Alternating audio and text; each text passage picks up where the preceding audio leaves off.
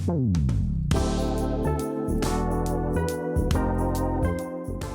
be my lovelies, welcome back to the channel.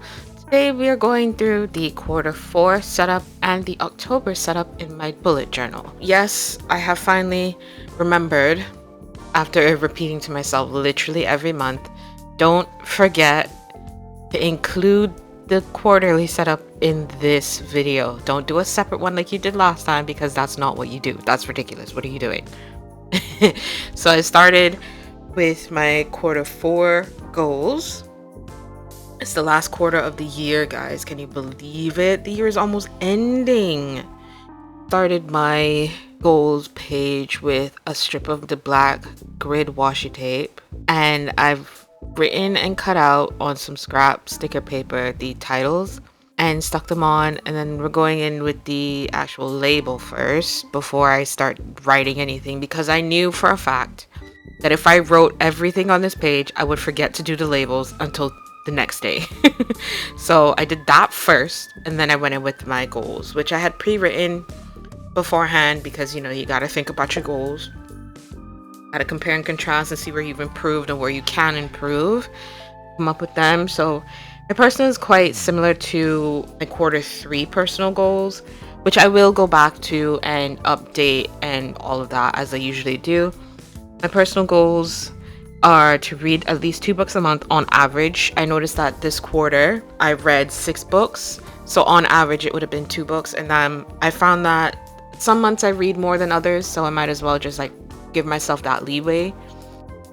And then I have journal and be mindful, keep a schedule loose enough for changes, develop a new language, which I am doing, which kind of kills 2 birds with 1 stone, because I have another project in mind, which is the next one, draw some concept art for characters. I did have originally some concept art for these characters already, but I want to go in and do more of them, update them essentially to my current stuff. Then for health, I have the same ones of working out, now a new one of exploring more recipes, completing some unfinished health journal pages, and being mindful of my mental health. Then for my business, I've got for Shadow & Co. 2 birds 1 stone again, to record products creation, and for promotion to make shorts on products, which I haven't been doing really on the products. I've been doing it on my game channel, but not my business channel, which I need to start doing. I just keep forgetting to, really. That is a thing that I can do. And then for Xseed, which is my gaming persona, the lore for my character, I still haven't transferred and updated, even though I have like all of these ideas in my head. And then content creation, it's still streaming consistently, aiming for affiliate, and recording series episodes regularly.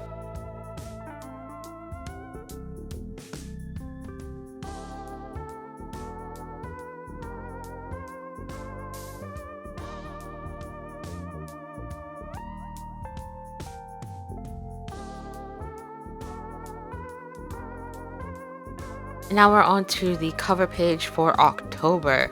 This one I had planned from the beginning of September, really, because I knew I wanted October and November to be very similar. November is my birthday month, but October is like the beginning of one of my favorite times of the year.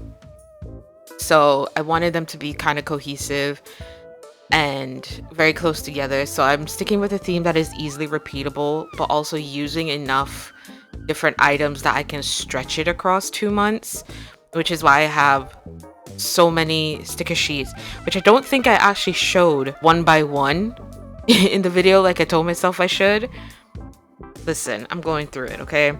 But the I will have them down below, the sticker sheets, which ones I used in this video. I will have them down below like I usually do. They won't be linked, but my store will be linked. So you can go and check out the store if you want to, but you'll have the name of the item if you want to look it up. I think I have a search thing on the website. If not, I'll go put one there. Anyways, back to the cover page. So the sticker sheets that I'm using are pumpkins, witchy set, and Halloween. And also my go-to tabs that I'm using. These are misprint tabs. The number on them is incorrect. That's the only thing that's wrong with them. And I'm using some black cardstock. It's actually quite thin, but also quite durable cardstock. It's one of those weird things where it's like, this shouldn't be as strong as it is for how thin it is, how thin and lightweight it is. But it's really good cardstock. Did I get it on Island or did I get it on Amazon? I probably got it on Amazon, to be honest with you, ages ago at this rate. And I still haven't gotten through half of it because I haven't been using it as often. And when I do use it, I literally use like one sheet to cover this entire thing, and it's one sheet that I use to do this entire spread, and then the next spread I use a piece to do a bit of decoration, and then my weekly I use the rest of it to do decoration. So I use one piece of paper and got like 3 spreads out of it. It's insane. I don't know if that's a testament to the paper or to my skill at using everything as well as I can, to be honest with you. I couldn't tell you. But I originally wanted a evil eye as the O in October, the second O in October. But I thought, let me use a sticker for the O. And I do have evil eyes on the Halloween sticker sheet, but they're very small. They're part of the decoration dots, if that makes sense. So they wouldn't have been big enough. So I just used the whole skull as a O for October, and I think it looks pretty good. I was kind of this decorating this was a trust the process situation. It really was. I was like, ooh, I don't know if I'm gonna like this, but the only way to find out is to keep going, which was a risk because I still actually don't know if I can even peel up these stickers off of this paper. Okay, I can. I literally just did. I peeled up that blue crystal down in the bottom left. But let me tell you, putting down a plethora of teeny tiny dots, decorations, what have you, is so much fun, even though it is very tedious. It's actually, there's something therapeutic about it, like filling the space, but also leaving enough white space for contrast. It's so nice. I don't know what it is about it, but I fell in love with it when I did the September cover page. And I think I fell in love with it even more doing this one. And though there is a lot less decoration on this because I'm using the black as more like a statement part of it. It's most of it.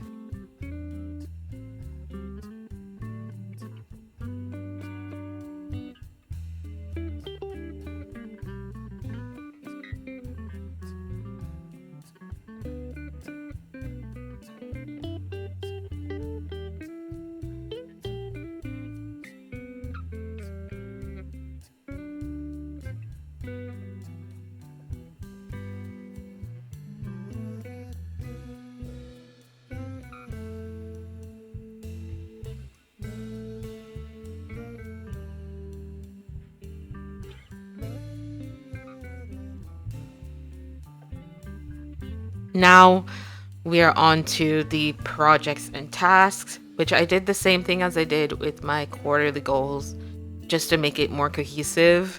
For some reason, I was planning on using the grid washi for October alone, but I was like, I don't want to do like an elaborate thing for the title for the quarterly goals. So I was just like, okay, let me just use this since I wanted to anyways. And I did use a lot of scrap pieces of the black paper to do this decoration bit in the corner here. It's literally 3 separate pieces of paper that I've luckily been able to like stitch together essentially, and then put some more decorations on it to sort of cover it up and blend it more. It was a really dangerous thing for me to not cut it or putting the stickers on, because I had to pay very close attention to how close the stickers were getting to the edge so I wouldn't cut them when I cut the paper. Sometimes I do things the hard way for no reason, and I think it's just because I can. My brain knows like, hey, you can do it this way, so let's do it this way instead of doing it the easy way that you know would work. But either way, we're to the projects and tasks. I've written the title the same way that I did the goals title for quarter 4. It's just, if it works, it works, babe. And I changed the header for projects and tasks, the columns, because the title at the top would have made it redundant. So I changed it to the big ones for projects and the little ones for tasks, which is essentially what they are. And then I go in and write in the major projects and not their sub projects underneath them. I'll do that later. And so I've got my usual projects, my usual tasks, and then I've got events, deadlines. There is a new deadline there. I've got some challenges and a space for surprises like I did last month. And I'm so glad that I included that surprises, because I did have a surprise last month. I think it was Oh yeah, I did a collab stream with 3 of my VTuber friends. It was insane. The amount of chaos that comes from us being in the same call together is insane.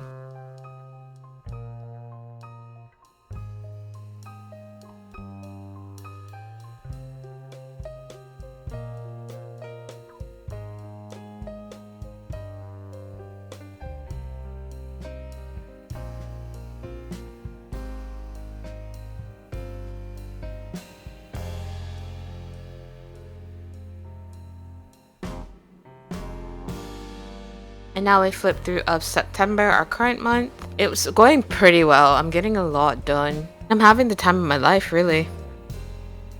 Now on to the monthly grid for October. As I said in September, I believe, I have all of my monthlies in the front of my journal so that I can future plan. It's basically making the future log, the calendars big and on their own spreads so that it's easy to future plan multiple months at a time instead of having to wait for the monthly grid to come up in the individual month setup.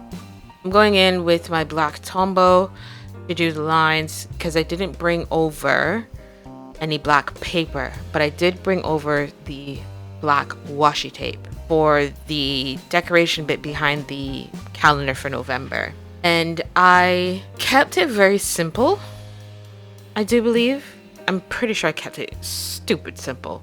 I did mark the full moon on the 6th with the full moon sticker on the Halloween sheet. That was purely by accident. I didn't even realize that I had an actual full moon and I wanted to mark the full moon. And I was like, ooh, I can do that. It was too big to put inside of the box and still have space to write my tasks or like my events and stuff that happened. So I put it right next to it, which thankfully, because Monday is on the outside, I can put it in that open space right there, which is great.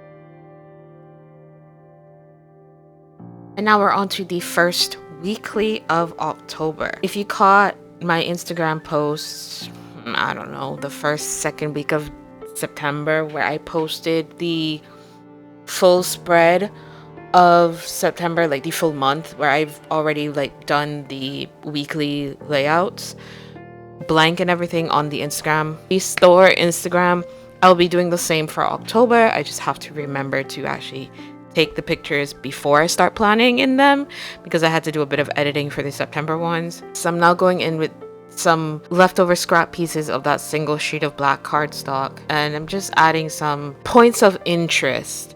And I had to introduce a new piece of material here, the white Posca pen, because I put a piece right in the middle and it crosses over where the title for Sunday would go. So I just used that to do in the days for that. And I'm using another scrap piece to not let the white Posca that's probably still wet cross over, like print onto the back of the other side. Keep things clean, basically.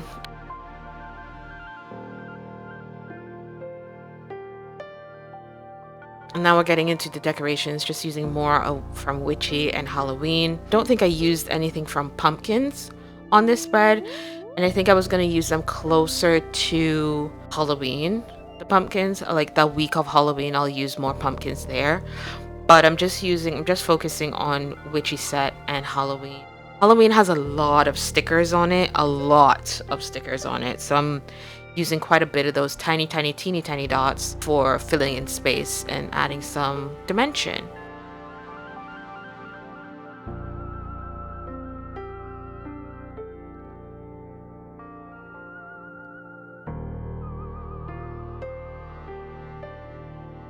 As we're getting ready to go into the final flip through of the setup, I just wanted to mention that the autumn update for the website is going live on September 27th at 12 p.m. EST, so check that out if you would like to get some stuff. New stuff has dropped as well, but thank you guys so much for joining me. Thank you so much for watching. If you did, leave a like, and I'll see you guys in the next video. Bye bye.